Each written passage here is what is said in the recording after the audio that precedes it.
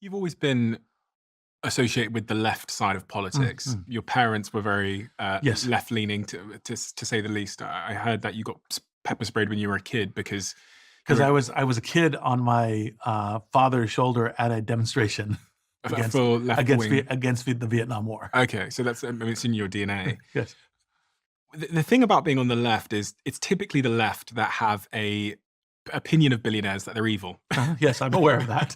but not just I've been billionaires. ca- I've been called evil by a number of people on the left. Really. Yes, of course. Look, they are wrong that is a necessary correlation, Mhm. right? But I try to understand people. I understand their perspective.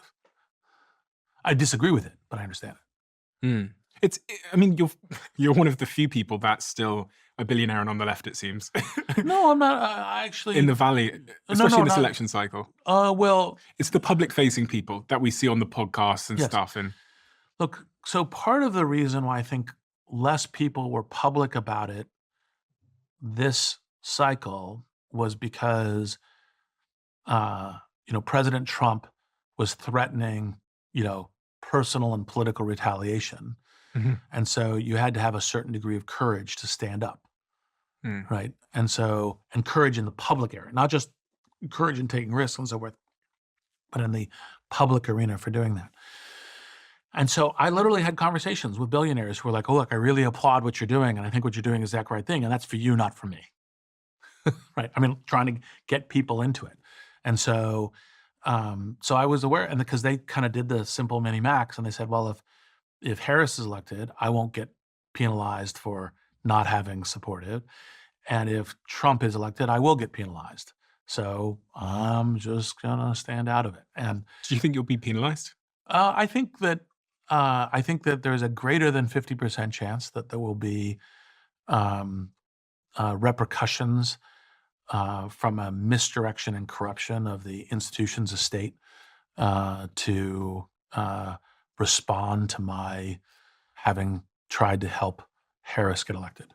You must spend time at night thinking about what that might be, because if I would. Yeah. Well, look, it's a range. And look, I hope that it's only in the soft end of the range, like IRS audits or phone calls like, Trump made saying, deny Bezos that DOD contract because, he owns the Washington Post and I don't like him, that kind of stuff. I hope it's in that arena, right? Mm. Could get much worse, but I don't really want to speculate on it because I don't want to give anybody any ideas, Mhm. right? But I think I would safely win a bet that there will be political repercussions that are essentially undemocratic, un-American, um, And direct on you. and direct to me. Yes, I think I'd safely win that bet. I'm hoping that it's in the what I'm terming the soft arena. You're not planning on leaving the US, are you? No, no. Well, my residence outside of Seattle, and we have a constitution, that kind of thing. Because Mark Cuban was the same, right? Mark Cuban Yeah, was very public and vocal. He's a billionaire. He was very pro Kamala Harris, very anti yeah, Trump through the cycle. He took a lot of flack as well. yes, I mean, I follow everybody on Twitter, so I watched it play yes, out, and it was kind of like he was stood in no man's land, just yes, taking shots from everywhere. And yes, you were kind of in the same category. yes, exactly. Would have been much easier for you to just shut the fuck up or fall in line or Yes, something. You know what I exactly. mean? Well, but that's the problem. You can't allow that form of neo-fascism, right? It's precisely when you feel fear. I have huge respect for Mark Cuban. When you feel fear, stand up. Because that fear that you're feeling, that's your feeling as a powerful, wealthy person, right? And if you're not going to stand up, who is, right? Can you see any redeeming qualities in Trump? I know you're pro Kamala Harris, Oh, but yeah. Well, I think he's going to bring a wrecking ball, and some of the places a wrecking ball are useful. Like, so for example, if you say, hey, on regulation, you want a new regulation? Replace two. That kind of refactoring is a good thing. Hey, we're going to need a bunch of energy in the future, and we're going to need good, clean energy. I understand everyone doesn't like nuclear. I don't care. We're going to do nuclear. Like, I can see a number of things that could come out that'd be very positive. And I want those things to happen. And matter of fact, part of being an American, I'm going to try to make the next 4 years as great for America as I can. Right. Mhm. My precise complaint with some of the people I'm in political opposition for is don't ever try to break the country. Try to always be building the country. It doesn't matter if the person you agree with is in power or not. be working towards a good collective future. And so I'll be doing all of that. And I'm hopeful for some of that from this administration. Do you think it's a good time for entrepreneurs to be building companies with Trump coming into power? Fundamentally, I think it's always a good time as entrepreneurs to be building companies. So one is, like, you have a good idea, the time's now, go do it. Yeah. Capital markets, harder, fine. Actually, if you can get capital, you get competitive differentiation from the people who couldn't. I mean, it's like, so it's always like trying to figure out how to turn the negatives into positives in terms of what you're doing. Now, I think Trump will be broadly very good for entrepreneurship because I think he's going to reduce a lot of regulation. Some of that regulation will have very negative consequences on the society, which, as a society person, I'll be concerned about, like climate.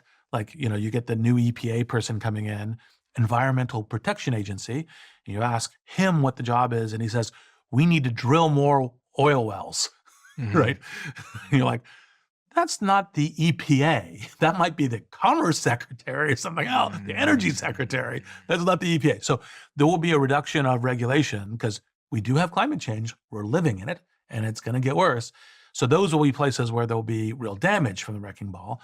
But for entrepreneurs building new businesses, like, for example, I've invested in a number of fusion and fission businesses because that's the clean energy that we're going to need to, just to bring more of the billions of people into the middle class and to try to remove carbon from the environment and so forth. So, and I've known the regulatory stuff is ferociously bad for that. Well, actually, in fact, I have hope that they're going to reset that thing. And so all of a sudden that entrepreneurship turns out to be, in retrospect, wise. But I think they're going to reduce regulation across the board for all entrepreneurs, right? So I think that's helpful on entrepreneurship. Now, they're going to be probably much more closed at the border, and immigration is an important part of entrepreneurship. You want to be able to get the best talent from anywhere in the world. It's one of the advantages that's helped build the US. That, I think, is going to be more uneven. Anyway, so it's like goods and bads. If you love the Diary of a CEO brand and you watch this channel, please do me a huge favor. Become part of the 15% of the viewers on this channel that have hit the subscribe button. It helps us tremendously, and the bigger the channel gets, the bigger the guests.